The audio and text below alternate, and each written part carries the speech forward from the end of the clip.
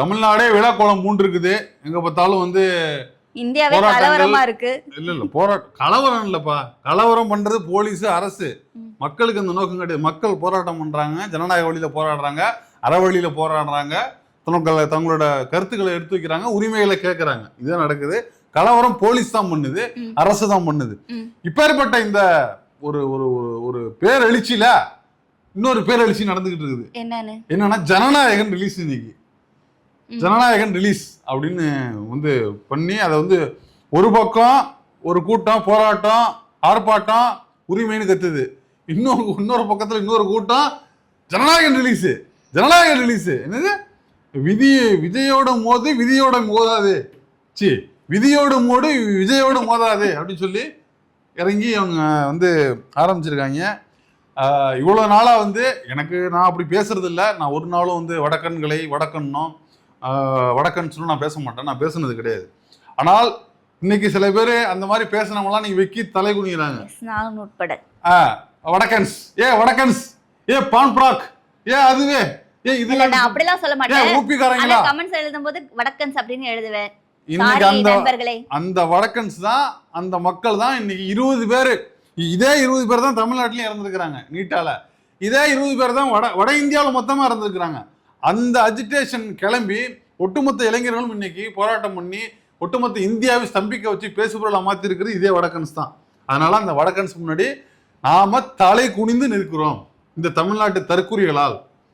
ஏன்னா கரூர்ல 9 பிள்ளைகள் இறந்த போதே நாங்கெல்லாம் தலை குனியாம போட்டு சொன்னீங்க. 40 பேர் இறந்தப்பையும் இதெல்லாம் பண்ணவே இல்லை. ஆனால் அந்த வடக்கன்ஸ் சொல்லப்படுகிற அந்த வட இந்திய மக்கள், வட இந்திய இளைஞர்கள் தாங்கள் யார் என்பதை காட்டிவிட்டார்கள். தாங்கள் மனசாட்சி உள்ளவர்கள், தங்களுக்கும் மானம் இருக்கிறது, மனசாட்சி இருக்குங்கிறது. ஒரு பொண்ணு போய் பஸ் எப்படி பிடிக்குது, அதெல்லாம் பயங்கரமான ஹீரோயிசமா இருந்தது. இன்னொரு பசங்களை எழுதிட்டு போற ஒரு பொண்ணு போய் ஒரு போலீஸ்காரருக்கு சட்டை பிடிச்சி எடுக்குது. இப்படிப்பட்ட கூட்டத்தை பார்க்க இதே நாம தான் இங்க சில கூட்டத்தை பார்க்குறோம்.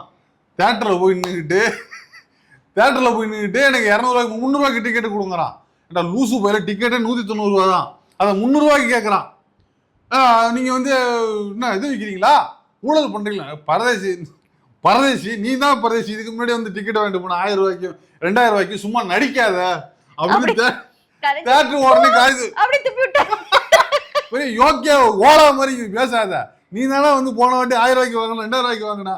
இப்போ என்ன தெரியுமில, இவங்க ஊழலை ஒழிக்க வந்த ஓலாக்கள்னு பேசுனாங்கல்ல, ஊழலை அண்ணன் ஒழிச்சிட்டாரு, ஒழிச்சு தள்ளிட்டாருனாங்க. அண்ணன் ஊழலை ஒழிச்சிட்டாரு. ஊழல் ஒழிச்சு எங்க இதுல வச்சுக்கிட்டாரா? இந்த தெரியுத ஊழல். இதுக்கு பேர் என்ன ராஜா?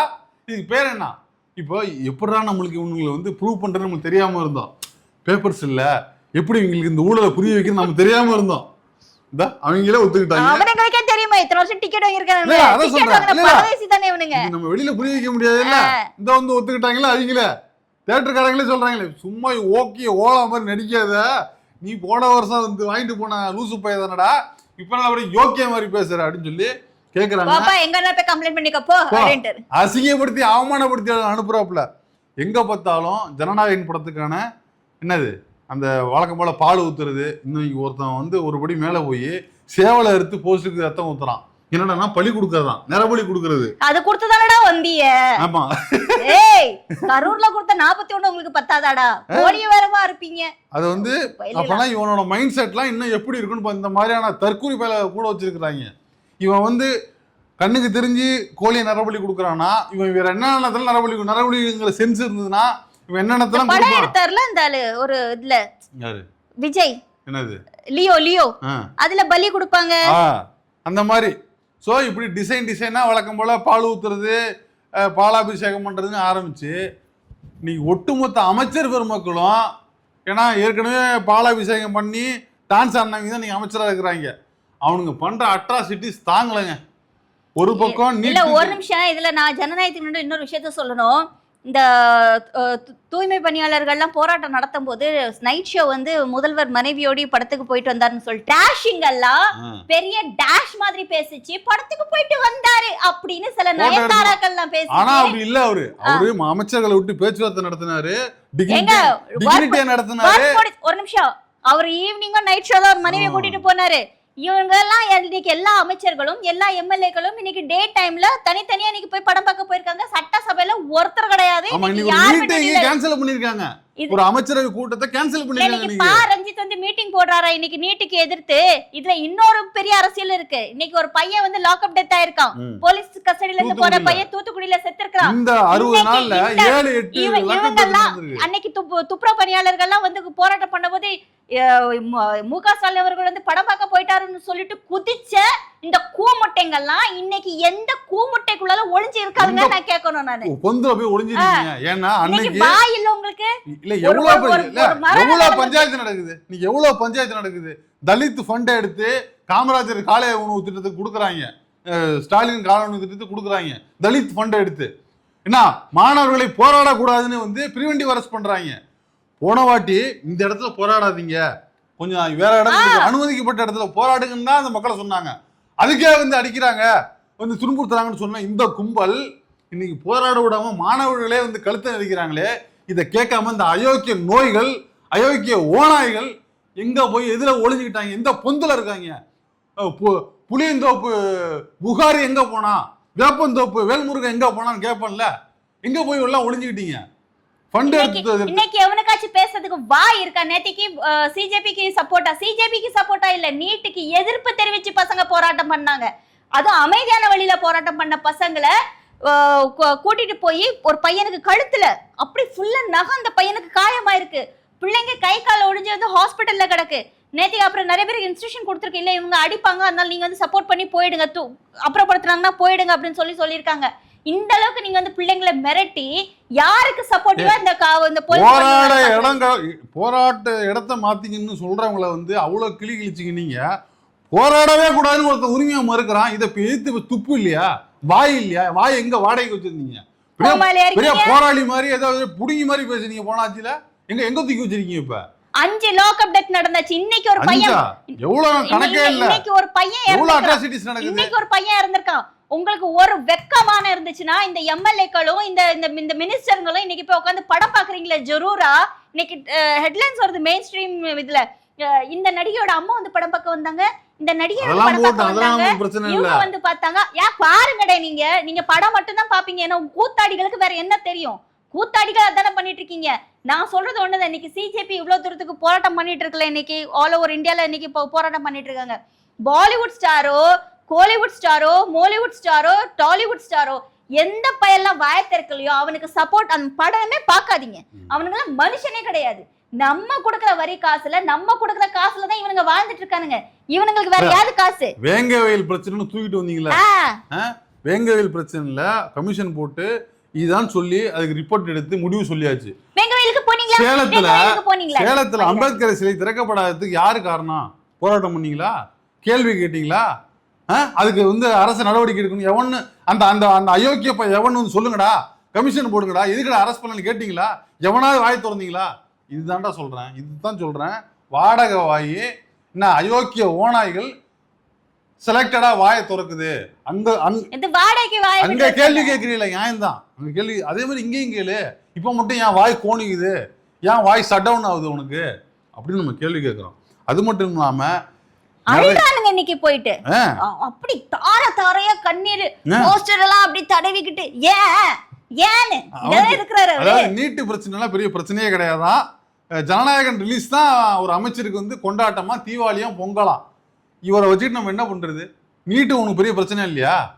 ஏன்னா அவர் படிக்க வச்சிருவாப்புல, எங்கேயாவது ஃபாரினுக்கு அமிச்சு 25 லட்சம் 50 லட்சம் 1 கோடின்னு புள்ளைய படிக்க வச்சிருவாப்புல. நீட் எல்லாம் பிரச்சனை கிடையாது அவருக்கு, ஜனநாயகம் தான் பிரச்சனையா. யாருக்கு? அந்த போக்குவரத்து துறை அமைச்சர். அதெல்லாம் தேவை ஏகப்பட்ட பிரச்சனைகள் இருக்கு, அதை பத்தி பேசுங்க. இதெல்லாம் ஒரு விஷயம் கிடையாது அப்படின்னு கொஞ்சம் அதான் சொல்றேன். படிக்காத தற்குறிகளுக்கு இதான் வித்தியாசம். படிக்காத தற்குறிகளுக்கு இல்ல, இங்க இருக்கிறத பாருங்க, அங்க இருக்கிறத அவர் கவனிச்சுக்குவாரு. யோ அதுவும் பிரச்சனை தான்யா, அதுவும் பிரச்சனை சம்பந்தப்பட்டதுதான். இந்த அடிப்படை அறிவு கூட இல்லாதவர்கள் அமைச்சர்களாக இருக்கிறார்கள் என்பது ரொம்ப கொடுமையா இருக்குது. சரி, ரிசர்வேஷன் டிக்கெட் எடுத்தவங்க எல்லாம் கீழ இறக்கி விட்டுட்டு டிக்கெட் எடுக்காதவங்கள பஸ் ஏறி வச்ச அந்த அதிபதி சரிதானே இவரு. இது பேசுவாரு, இதுக்கு மேலே இவரு பேசுவாரு. ஒரு கூட்டம், ஒரு இளைஞர் கூட்டம் ஒட்டுமொத்தமா இறங்கி நீட்டுக்கு எதிராக அங்கங்க ஆர்ப்பாட்டங்கள், போராட்டங்கள், உரிமை முழக்கங்கள் பண்ணிட்டு இருக்கிறாங்க. ஒரு கும்பல் இந்த பக்கமா விஜய்க்கு உசுரை கொடுக்கறது, சவுண்டு விடுறது, சூடம் ஏத்துறது, நரபலி கொடுக்கறது, முட்டிக்கால் போட்டுக்கிட்டு இன்னமும் அந்த மண்சோறு சாப்பிடுறானுங்க. நெட்டிக்கு அறிவு இருக்காடா உங்களுக்கு? மண்டையில மண்ணுதான் இருக்கும், மண்டையில மண்ணுதான் இருக்கும் உனக்கு. இல்ல அத சாப்பிட்டவனுங்கல்ல, எவனாச்சும் பெத்த தாய்க்கும் தகப்பனுக்கும் ஒரு நாள் நீங்க தின்னுருப்பீங்களா? உங்க வாழ்க்கை நினைச்சு ஒரு நாள் நீங்க பாத்திருப்பீங்களா? 250 கோடி ரூபாய் சம்பளம் கிட்ட இன்னைக்கு சிஎம் தான் அவர் இருக்காரு, அவரு கெட்டு போறீங்க. ஏன் வந்து தாவேக்காவோ விஜயோ கடவுள் மறுப்பு கொள்கை நாங்க ஏற்கவில்லைன்னா, அப்படி அவர் ஏத்துக்கிட்டாருன்னா இவன் கடவுளை கொண்டாட மாட்டான். சிம்பிள். கடவுள் மறுப்பு மறுத்துட்டோம்னா, ஏன்னா விஜயோட ஃபேன்ஸ் எல்லாம் தன்னை கடவுளா, விஜய் வந்து கடவுளா பாக்குறாங்க. அதை ஏத்துக்கிட்டோம்னா கடவுள் கிடையாது, விஜய் தூக்கி போட்டுருவான், தூக்கி போட்டுருவான். விஜய் மனுஷனை கூட மதிக்க மாட்டான். அந்த அந்த அது இழந்துடக்கூடாதுன்னு தான் பெரியாரின் கடவுள் மறுப்பு கொள்கை மட்டும் நாங்க ஏற்றுக்கொள்ள மாட்டோம். அப்ப நீ ஒதுங்கு ராஜா, நீ பெரியாரை பத்தி பேசுறது உனக்கு தகுதியே கிடையாது. பெரியாரோட அடிப்படையா அங்கிருந்து ஆரம்பிக்குது. அதனால மண்சோறு திங்கிறது, அப்புறம் வந்து மண்டிட்டு போய் போட்டு ஏந்துறது சம பேஷா இருக்குது. அங்கங்க அருமையா இருக்குது. அமைச்சர்கள் வந்து படத்தை பத்தி தமிழன் என்று சொல்லடா, தலை குனிந்து நில்லடான்ற மாதிரி. தமிழன் என்று சொல்லடா, தலை குனிந்து நில்லடா தான். ஒரு அமைச்சர் என்னன்னா உட்காந்துட்டு அழுவுறாப்ல, அங்கங்க போய் முன்னாடி கேமரா, முன்னாடி கேமரா, சைடுல கேமரா, என்ன பெர்ஃபார்மன்ஸ். சிம்பிளா சொல்றேன், ஒரு கூட்டம், ஒரு அமைச்சரவையோ ஏதோ திறனாய்வு கூட்டம் வந்து நீ கேன்சல் ஆயிருக்குது தெரியுமா? இத திமுக பண்ணிருந்தா இத நீ விட்டுருப்பீங்களா? திமுக என்ன தற்கொலை கூட்டமா? இல்ல விட்டுருப்பீங்களா? எவ்வளவு கேள்வி கேட்க. ஸ்டாலின் விட்டுருப்பாரா? இந்த பிரிவிலேஜ் தான் வந்து அவங்களுக்கு எல்லாம் இல்ல அப்படின்னு நம்ம சொல்றோம். நீட் வந்து ரத்த சிஎம் போய் நேற்று படம் பார்த்துருக்காரு. எப்படி நேற்று ஈவினிங் இது சாரி மட்டும்தான் கேட்பீங்களா, எங்களுக்கு சாரி வேண்டாம் நீதி வேண்டும் அப்படின்னு சொன்னாப்புல இந்த சிஎம். இப்ப நீங்க என்ன வேண்டும்? இப்ப நாங்க உங்கள்ட்ட என்ன கேட்கணும்? நீங்க போயிட்டு ஜாலியா உட்காந்து படம் பார்ப்பீங்க, மக்கள் பிரச்சனையை கண்டுக்க மாட்டீங்க. இந்த படத்துல ஒரு நிமிஷம், இந்த படத்துல இன்னொன்னு என்ன டைட்டில் கார்டை வந்து இவரு சட்டசபையில பண்ணார்ல, அந்த இததான் வச்சிருக்காங்க. அந்த கன்றாவையெல்லாம் நான் பேச தயார் இல்ல, அதெல்லாம் விட்டு, அதெல்லாம் நம்மளுக்கு தேவையில்லாத வேலை. அப்ப நீங்க வந்து சட்டசபையில போய் ஷூட் தான் பண்ணிருக்கீங்கன்றதானே தெரியுது. நீங்க எல்லா இடமும் கன்றாவை ஷூட்டிங் தானே நடத்துறீங்க. இந்த கர்மத்தை தான் நாங்க சொல்றோம். நீங்க ரீல்ஸ் எடுக்கிறீங்கன்னு. இப்ப அந்த ஷாட்டை வந்து நீங்க பிலிம்ல டைட்டில் கார்டா போடணும் அப்படின்னா, அப்ப நீங்க நாட்டு மக்களை, தமிழ் மக்களை நீங்க என்ன டேஷ் நினைச்சு வச்சிருந்தீங்கன்னா உங்க இஷ்ட டேஷுக்கு நீங்க பண்ணிட்டு இருப்பீங்கன்றது என்ன ரொம்ப தாழ்மையா கேட்டுக்கிறேன். 41 பேரு பொண்ணு கரூர்ல கொண்டு போட்டு அதை வந்து கொண்டாட வேணாம், எனக்கு மனசே சரியில்லை, எனக்கு மனசு ரொம்ப பாரமா இருந்தது, ரொம்ப இறுக்கமா இருந்ததுன்னு சொல்லிட்டு மலேசியால போய் டான்ஸ் குத்தாட்டம் போட்டு வந்தா அப்படி இல்ல. அப்ப அந்த துக்கம்லாம் போயிருச்சா? இப்ப அரசு வேலை கொடுத்தீங்க, துக்கம், அந்த கரூர் துக்கம் உங்களுக்கு விலகிருச்சு. இப்ப ஜனநாயகம் கொண்டாடிட்டு இருக்காங்க, ஜனநாயகம் கொண்டாட்டம் போயிருச்சு. வெக்கமே இல்லாம அந்த கட்சியோட பொதுச் செயலர் சொல்றாப்ல, ஜனநாயகன் படத்தை நீங்கள் திருவிழாவாக கொண்டாட வேண்டும். அப்ப கரூர் துக்கம் கொண்டு போயிருச்சா? கரூர் அந்த சம்பவம் வந்து உங்களுக்கு விலகிருச்சு. சரி, அது கூட 9 மாசம் ஆச்சுங்க. சிஜேபி ப்ரொடெஸ்ட் நடந்துட்டு இருக்கு, அத்தனை குழந்தை பாதிக்கப்பட்டு இருக்காங்க. இளைஞர்களை அடிச்சு கண்ணீரும் கமலையும் ஒட்டுமொத்த இந்தியாவும் அதை பத்தி கவலைப்பட்டுக்கிட்டு இருக்குது. எல்லாரும் வாய்ஸ் கொடுக்குறாங்க, சின்ன சின்ன நடிகர்கள் எல்லாரும் அவங்களுக்கு வாய்ஸ் கொடுக்குறாங்க. இப்படி அடிச்சுக்க கூடாது.